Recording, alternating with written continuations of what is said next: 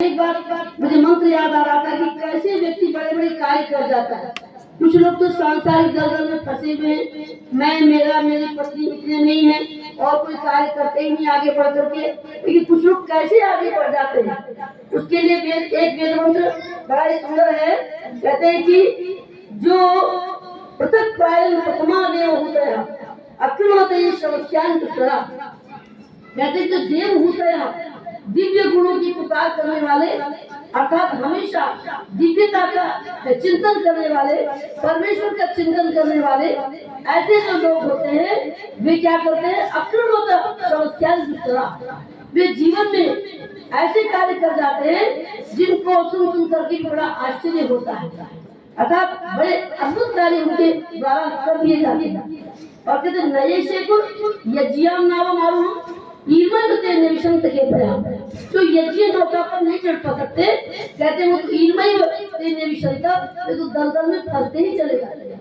अगर दो प्रकार के मनुष्य हुए, एक श्रेय की ओर जाने वाले और एक प्रेय की ओर जाने वाले। तो प्रेय मार्ग के प्रति हम मानते हैं कि जो गृहस्थी प्रेय मार्ग के प्रतीक है और जो आदरणीय मुनि जी जैसे वो श्रेय मार्ग के प्रतीक है।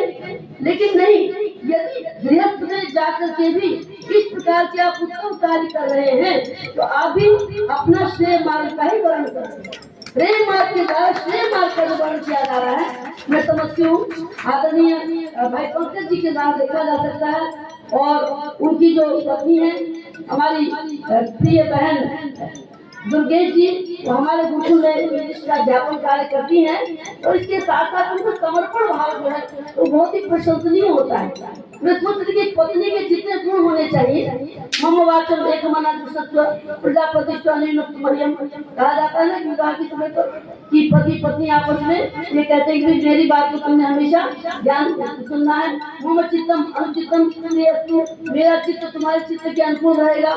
ये बातें विवाह संस्कार की वेदी पर हो तो जाती है, लेकिन उसको क्रियान्वयन करना आसान नहीं है, क्रियान्वयन करना बहुत कठिन है। और मैं समझती हूँ कि हमारी दुर्गेश बहन उसमें पूरी तरह से खरी करती है। उन्होंने आचार्य पंकज जी को बहुत सहारा दिया है और अपने सबल कंधों से हर चीज से वे अपने पंकज जी को पतिदेव को बहुत ही संतुष्ट रखती हैं। ये मैं उनके कार्यों से अनुभव करती हूँ और मुझे भी गुरुकुल में ऐसी बहन को प्राप्त करके अच्छा लगता है कि जिस कार्य में लगा दो उस कार्य में वहाँ चलना है। पढ़ाना भी है और भी नाना प्रकार के कार्य, नाना प्रकार की व्यवस्था है। 12 बजे कोई कन्या को कुछ समस्या आ गई तो तत्काल जी कहा जाए, ऐसे दुर्गेश जी हैं तो बुलाया जाए और तत्काल डॉक्टर के पास चलते हैं। तो ये सारी व्यवस्थाएं यदि हम गुरुकुल में कर पा रहे हैं तो ऐसे लोगों के द्वारा कर पा रहे हैं, तो सभी को बहुत बहुत धन्यवाद। हम अपने जीवन में याद रखें कि श्रेय मार्ग और प्रेय मार्ग दो हैं। श्रेय मार्ग का चयन जो किया जाता है, कहते प्रेम मार्ग के पति क्यों बनते हैं, तो उपनिषदों में कहा गया है कि हम परांची खानी व्यक्ति स्वयं परमात्मा ने हमारी इंद्रियों को परांची अर्थात बाहर की ओर उन्मुख किया है। तस्मात् परांग पश्चिम नाम, इसलिए व्यक्ति बाहर बाहर देखता है, अंतरात्मा की ओर